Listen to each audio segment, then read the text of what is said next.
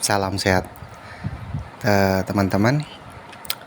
Di video berikutnya saya akan video sebelumnya saya berbagi informasi tentang penyebab dan gejala gagal ginjal ya.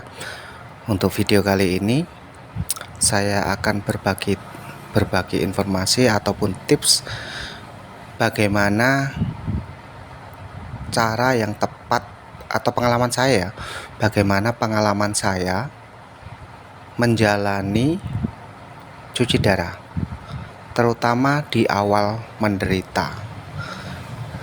Karena ya pengalaman saya selama saya terlebih di awal-awal cuci darah, itu informasi yang saya dapatkan itu sangat minim tentang bagaimana pasien cuci darah itu menjalani cuci darah, menjalani kehidupan yang tepat itu seperti apa. Jadi pada kesempatan ini saya akan berbagi informasi tersebut.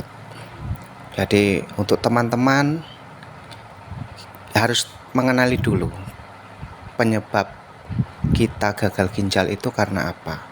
Karena diabetes, atau karena hipertensi, atau karena minum-minuman. Jadi nanti kita akan tahu bagaimana cara mengatasinya. Contohnya, kalau kita gagal ginjalnya disebabkan karena diabetes, jadi penanganan yang harus kita lakukan adalah mengobati diabetesnya dulu. Diabetesnya itu harus terkontrol, karena sumber yang menyebabkan ginjal kita rusak adalah diabetes, kadar gula yang tidak terkontrol. Jadi kita harus mengontrol kadar gula. Caranya setahu saya ada namanya suntik insulin, atau tiap bulan tuh harus kontrol ke dokter penyakit dalam ya, supaya kadar gulanya lebih terkontrol. Tujuannya supaya kadar gula ini tidak mengakibatkan kerusakan ke organ yang lain. Itu yang disebabkan oleh diabetes, harus mengontrol kadar gula. Itu sangat penting. Jangan konsentrasi ke gagal ginjalnya, konsentrasi ke apanya dulu, ke gula darahnya, harus terkontrol itu.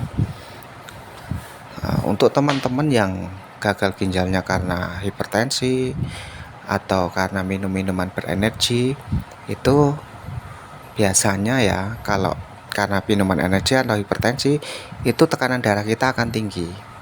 Jadi pengobatan yang harus kita lakukan adalah mengobati hipertensinya supaya lebih terkontrol. Memang kalau orang yang gagal ginjal itu tekanan darahnya akan sangat terganggu. Kalau tidak tinggi, rendah. Tapi kebanyakan untuk yang gagal ginjal itu akan hipertensi. Karena ternyata ginjal itu juga membantu mengendalikan tensi kita, tekanan darah kita. Kalau ginjal kita rusak, terganggu, ya tensinya akan bermasalah. Seperti itu. Jadi awal-awal menjalani cuci darah, jangan mencari obat alternatif. Tips yang pertama, jangan mencari obat herbal.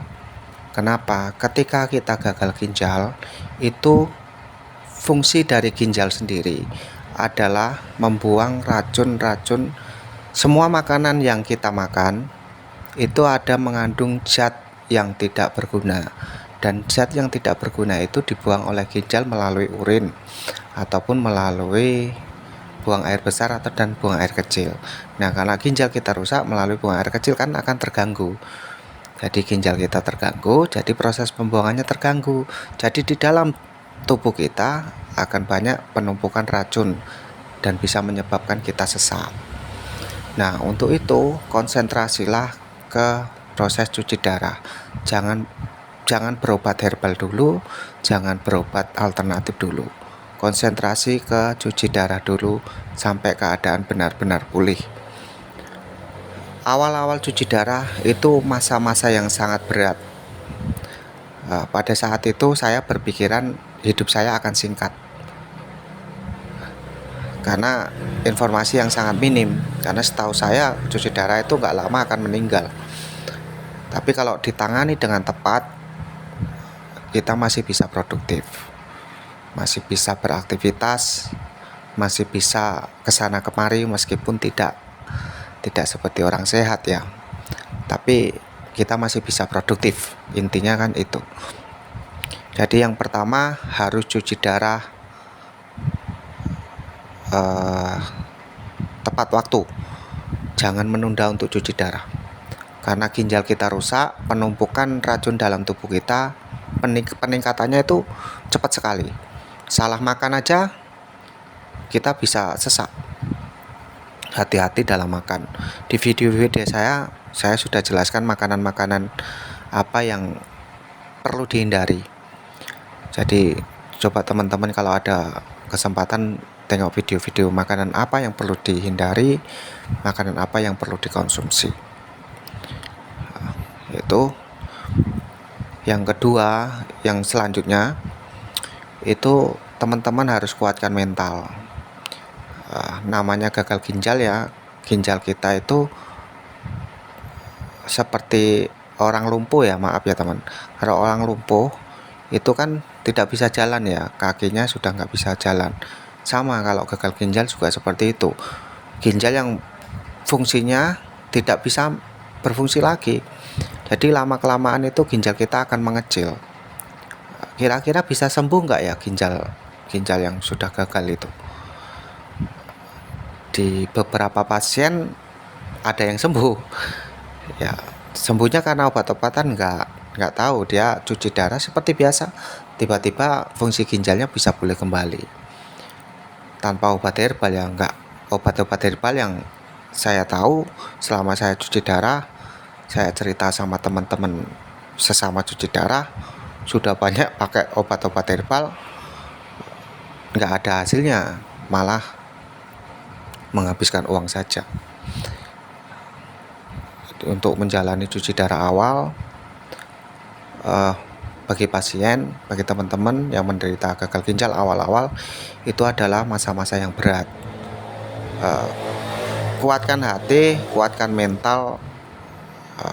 Sakit gagal ginjal masih bisa kok, masih bisa produktif. Saya masih bisa produktif kalau ditangani dengan tepat ya. Jangan putus asa, harus semangat, pola makannya harus benar, obat-obatan herbal dihindari, obat-obatan alternatif dihindari. Nanti di video-video berikutnya nanti saya akan berbagi tips kalau teman-teman mau memilih obat herbal itu seperti apa. Nanti akan saya coba bagikan.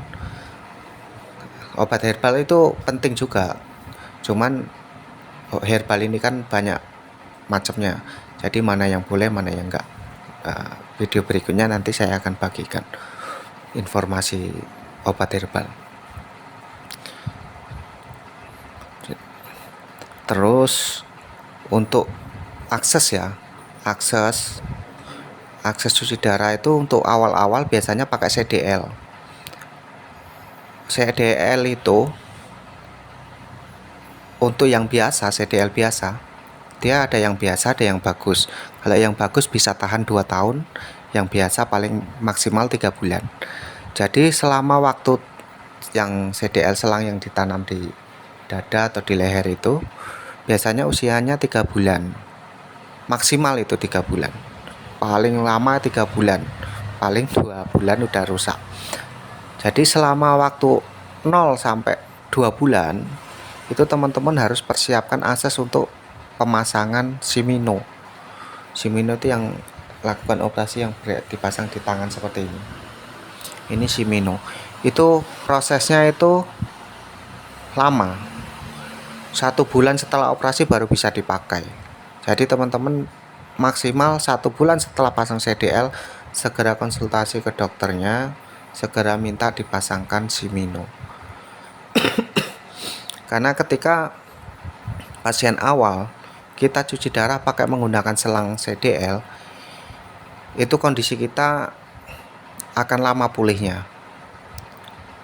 kondisi kesehatan kita akan lama pulihnya. Karena akses CDL itu sering bermasalah, sering terganggu infeksi, proses cuci darahnya nggak bisa maksimal, putaran mesinnya tidak bisa tinggi, jadi proses pembuangan racunnya tidak bisa maksimal lah, seperti itu. Jadi harus segera pasang Shimino. Karena selama pasien gagal ginjal aksesnya pakai CDL, masih pakai CDL, itu proses kembalinya kesehatannya itu akan sangat lama. Nanti kalau sudah pasang Shimino, peningkatannya akan jauh lebih cepat.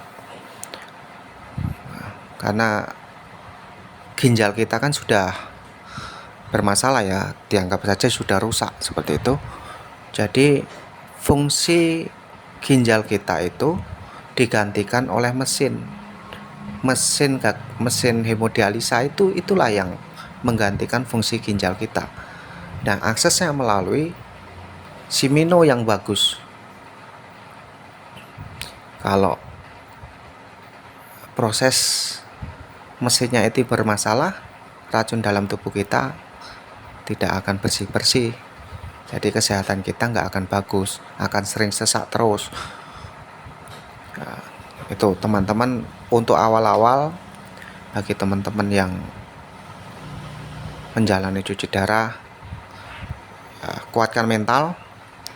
Kalau pasien cuci darah itu masih bisa produktif, masih bisa kesana kemari, meskipun harus bolak-balik rumah sakit ya. Sampai kapan, pokoknya sehat aja dulu, sehat terus.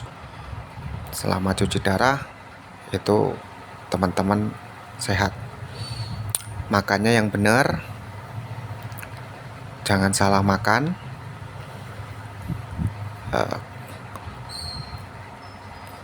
Kalau akses, ya penting sekali ya, akses Shimino ini harus segera dipasang.